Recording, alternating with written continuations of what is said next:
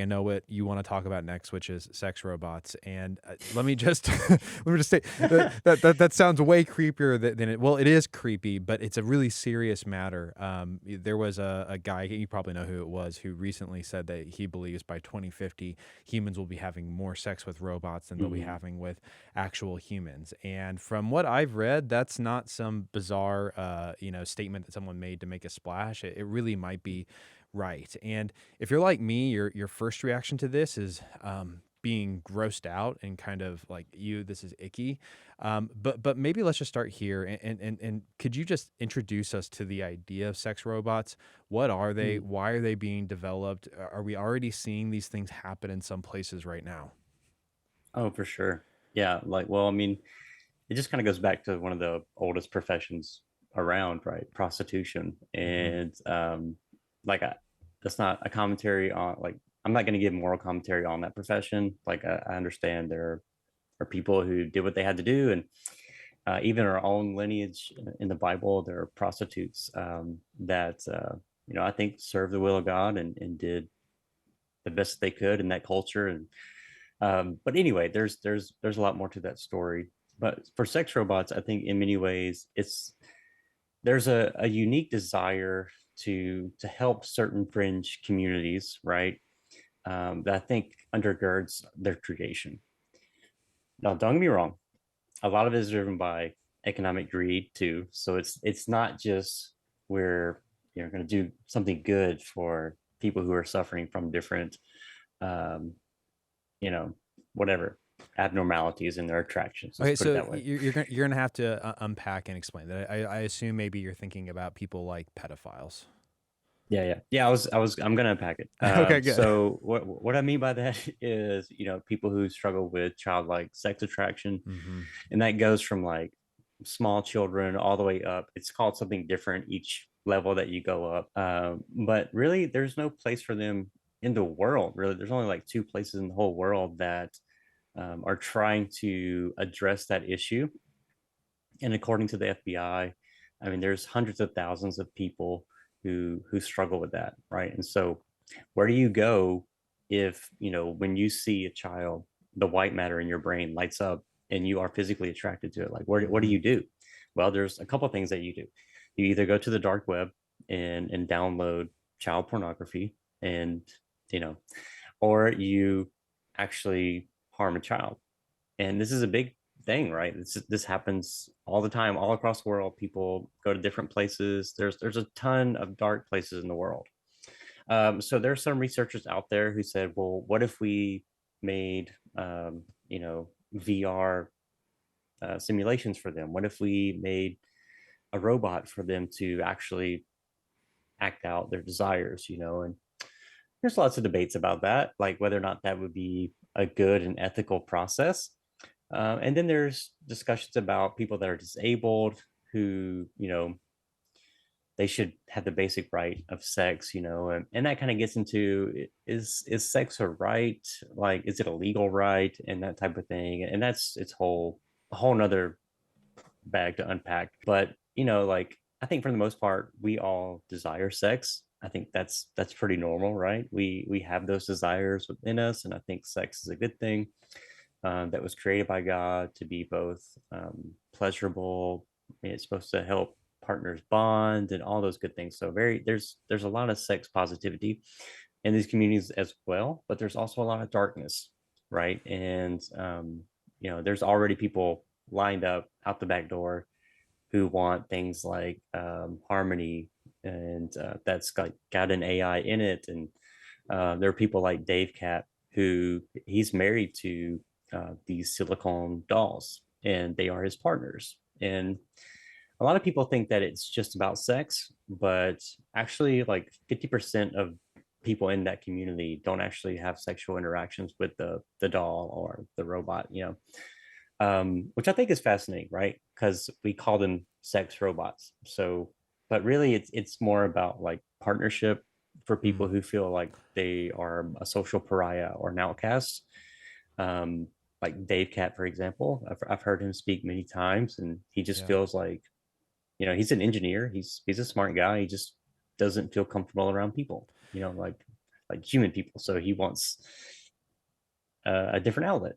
And Yeah. so, Well, I think that's really interesting on a lot of levels. Level number one is it actually underlines something that I think the Bible teaches clearly, which is that sex serves a lot of purposes, but sex is best, not just best enjoyed, but also best for the people involved when it's coming with deep personal connection, deep mhm, personal loyalty, deep personal commitment that can continue over time. And so even what you just said of, hey, a lot of these people aren't even having sex with the sex robots.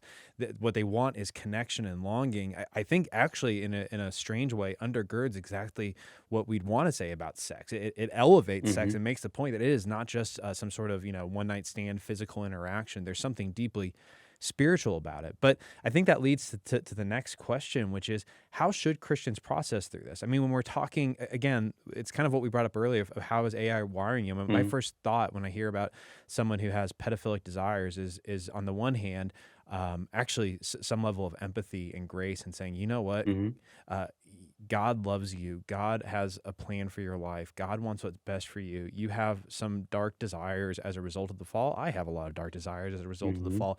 But I do fear that having sex with a robot that looks like a 7-year-old girl is going to rewire your brain in a way that actually doesn't help you in the long term. I mean, would you agree with that, or would you challenge that?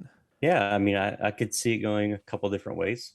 Um, one philosopher, Patrick Lynn, said, would we make for a racist person, like say that they don't like, you know, Asian people? Would we be okay with them making an Asian, doll robot for that person to beat, hang, torture? I think Hmm. most of us would respond and say, that's not okay. Right. Like, so I think there's something to what you're saying that maybe that's not the best response to um, this issue. So that's one response. Like it's only going to further facilitate the desire to harm a child or to act on those fantasies. And I think synthetic flesh, if we're just not trying to be crass, but it's only going to satisfy to a point if that's the end goal of its Yeah. design. It's not going to do that, right? It's only going to trick the brain maybe one or two times, and then it just is what it is. Now, could it actually treat those underlying symptoms? I don't know. I don't think that the research is there. And there's even concern, like it's odd, right? We live in this culture that's like all about sexual revolution and liberation, so to speak. Um, but when it comes to this, I'm like, are we making an entity to be abused? And like, should there be some philosophical concern about making an entity just to be abused so that we can study whether or not a human will abuse another human? Well, So those, I mean, yeah, go I ahead. just want to clarify, like when you say abuse, because this is what goes through my head is a sex doll that is artificially designed to want to have sex with someone. That Mhm. is almost a de facto abusive relationship in Yeah. the sense that in a normal human sexual relationship that's not abusive or that's not rape or anything like that. I think the idea that consent is like right, it's like consent's the only thing that matters. I think that's ridiculous, but I think anything less than consent is certainly wrong, and it begs the question, does a robot that doesn't consent, that's designed to do this, is it training you to have relationships with people where consent doesn't matter, where the assumption is yes, I want to do this, and does that rewire your brain into some dark places where you're going to have unhealthy relationships? I mean, again, not to mention when you're Mm. designing a robot to look like a child, it kind of goes back to your point of if you hated Asian people and you decided I want my Asian murder bot. Um, Gosh, I just can't imagine how that doesn't turn you into Mm. a darker, more twisted human being in the long run. Yeah. Well, that's the argument, right? That kind of stems from animal ethics. It comes from Immanuel Kant, who just said, what does it say about me as a person Mm, if I go out and beat my dog?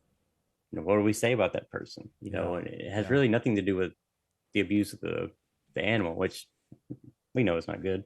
Um, but it says a lot more about me. And I think the one of the ways that we get around some of that too is to say, well, if we make an entity like that, it's no longer a character in my story. It's not just individuated, like it's not just about me and that piece of technology, but also about the greater scheme of things and how it's affecting my entire ecosystem, which I think is what a lot of the theological community misses. And what you're picking up on, Patrick, is that it's not just about the one-to-one interaction, but like how is that in some way or another going to form me? Then I'm going to go out and, because we know, right, there are these correlations between Yes. the viewing of pornography, the steps that it leads to, right, and eventually it it's just not satisfying enough, right? That's why a person doesn't just watch pornography one time, right? Like Yeah. you got to have that dopamine hit over and over again. And so I wonder, Yeah, and you need more and more and yeah, more. I mean, this goes to the problem of, I've read about this in multiple places, and it's really kind of sad and sickening. But in recent years, the number of searches of people looking for pornography where someone is choking someone else apparently hmm, has been on a significant rise, and now this is moving its way into Gen Z and young millennial sex lives. And there have been a lot of yeah, books that have come out. I read one by Christine Emba, who's talking mm, about how people in these relationships don't even know if they're allowed to say no because, well, I'm sex positive, and so whatever your kink is, that's okay. I'm not for it. Like we lack the language, we lack the ethics to resist it. And I am not a gut level reject technology guy, but I will be honest, when it comes to the sex bots, it absolutely terrifies me about what it will hmm. do to society. I will probably be the first and loudest person to say, hey, let's keep those companies and their evil dolls out of our country, because I do fear what this is going to create in real society and real human relationships that I mean, we just don't even know what it's going to do. Yeah, I mean, I think that's my initial reaction too.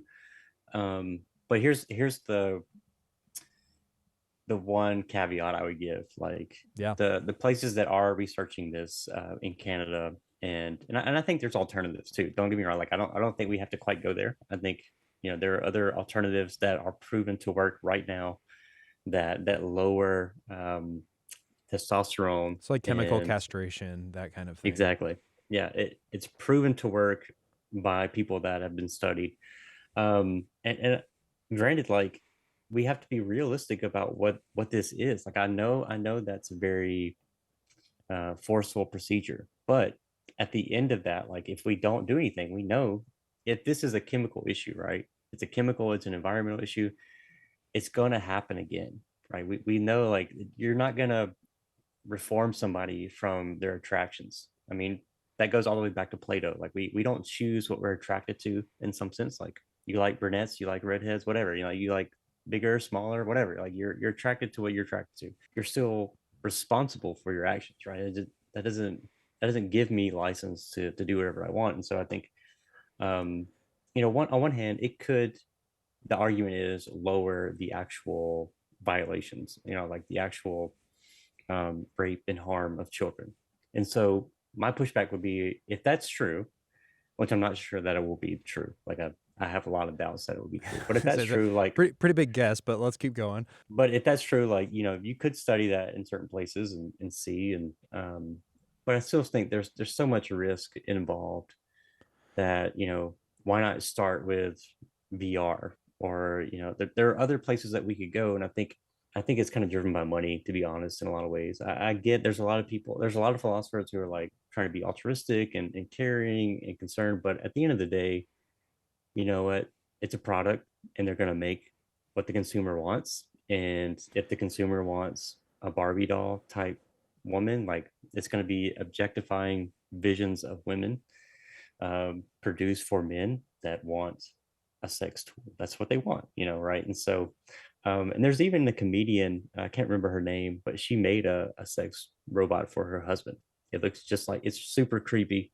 And like, I guess they put it in the closet when she's home, and she talks about it. It's like, that's interesting, like there's no issue there, but you just made that for him because you're gone a lot.